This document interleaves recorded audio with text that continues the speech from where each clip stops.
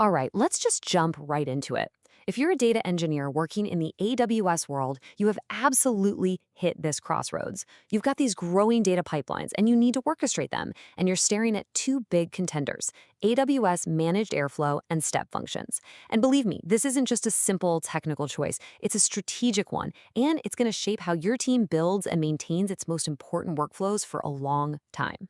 So here's how we're going to tackle this today. First, we'll talk about the problem itself, the orchestration dilemma. Then we'll unpack the core philosophies behind each tool because they are fundamentally different. We'll run a detailed head-to-head comparison, look at some really cool power-ups for step functions that you might not know about, and then wrap it all up with a clear framework for making the right choice for your team.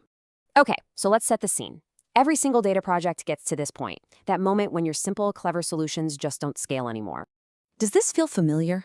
I bet it does. You started out with a couple of scripts, maybe you tied them to some cron jobs. But now it's a tangled web of dependencies. You're spending more time debugging the connections between things than actually building the logic. It's a classic growing pain. And this quote it nails it, doesn't it? That duct tape approach is how so many great projects start. It's clever, it gets you off the ground fast, but it's not sustainable. And this is that exact moment, the moment you realize you need a real grown-up orchestration tool. Now, before we even start talking about features, this is so important to understand. Airflow and step functions, they are built on completely different ideas. It's not just about what they do, it's about how they think. Think of it this way. On one side, you've got Airflow, which is like the Swiss Army knife. It's this whole platform packed with tools ready for really complex workflows, and it's all defined in Python. On the other side, you have step functions, which really follows the classic Unix philosophy. Do one thing and do it exceptionally well. It's a serverless state machine laser-focused on just one job, coordinating other AWS services. This philosophical split, it is the key to understanding everything else we're about to talk about. So, Swiss Army knife versus a specialized tool. It's a great metaphor, right? But how does that actually play out in the features you'll be using every single day? So let's get into the nitty-gritty. Let's do a head-to-head comparison and see what really matters when the rubber meets the road. All right, visualization. Now, this is a big one, and if you've ever had a pipeline fail at 2 in the morning, you know that a good UI can be an absolute lifesaver. This is where Airflow really shines.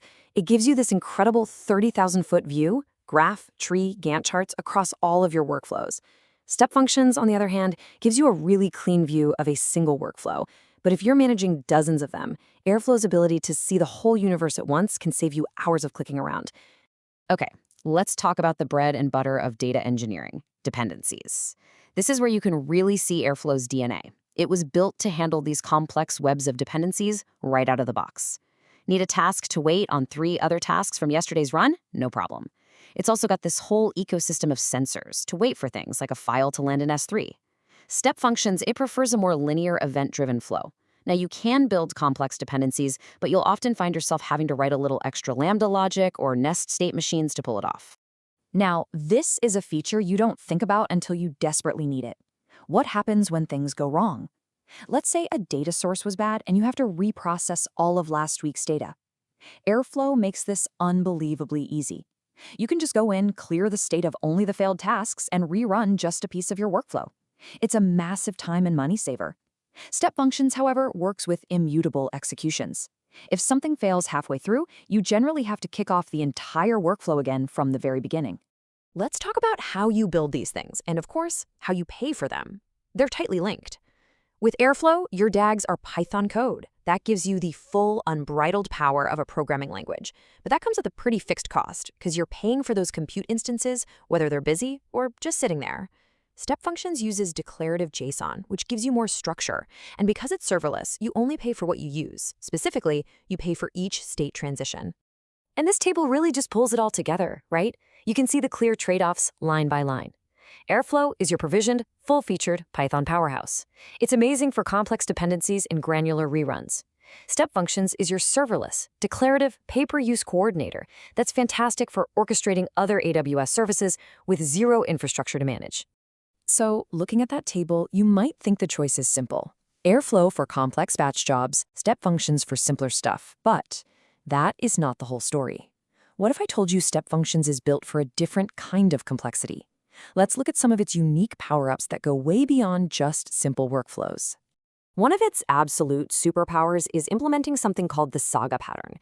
Just think about a complex action like booking a trip. You book a flight, then a hotel, then a car rental. What happens if the car rental fails? Well, you need a reliable way to undo the flight and hotel bookings. The saga pattern gives you a structured way to manage these messy, distributed transactions, and Step Functions is pretty much perfectly designed to orchestrate it. And here's basically how you do it. First, you define your entire workflow in a state machine. Then you create Lambda functions to handle that undo logic. We call those compensating transactions. After that, you just configure your state machine to trigger them whenever an error happens. It's a clear 4-step recipe for building incredibly reliable distributed systems. And another huge power-up, especially for developers, is the recent improvements to local testing. You can now fully unit test your workflows right on your own machine. You can mock responses from other AWS services. You can test complex parallel states. You can even test individual states in isolation. This gives you instant feedback and just dramatically speeds up your development cycle. Okay, we have covered a ton of ground. So with all of this information, how in the world do you actually make the call? Let's build a practical framework to help you decide. So, you're going to lean towards managed airflow if your world is defined by complex dependencies. If you're managing these intricate graphs, if doing backfills and partial reruns is a regular part of your life, and if your team just lives and breathes Python for those big traditional batch processing jobs, then Airflow is going to feel like home. It was built for this world. On the flip side, you're going to pick Step Functions when your world is all about being event-driven and serverless. If you're coordinating microservices, triggering workflows from events, and you want to pay only for what you use with absolutely zero infrastructure overhead, Step Functions is the clear winner. It absolutely excels in that modern cloud-native ecosystem. But ultimately, let's just step back from all the feature lists for a second. The best tool is the one that empowers your team. The right choice, the always right choice, is the one that reduces friction and lets your engineers build and ship reliable pipelines with the most speed and confidence. And that really brings us to our final thought. Neither of these tools is easy. They're just complex in different ways. Airflow has the complexity of a rich programming framework. Step Functions has the complexity of composing all these distributed serverless components. So the real decision isn't about avoiding complexity. It's about choosing the kind of complexity that aligns with your team's skills, your architecture's needs, and the very way you all think about building systems.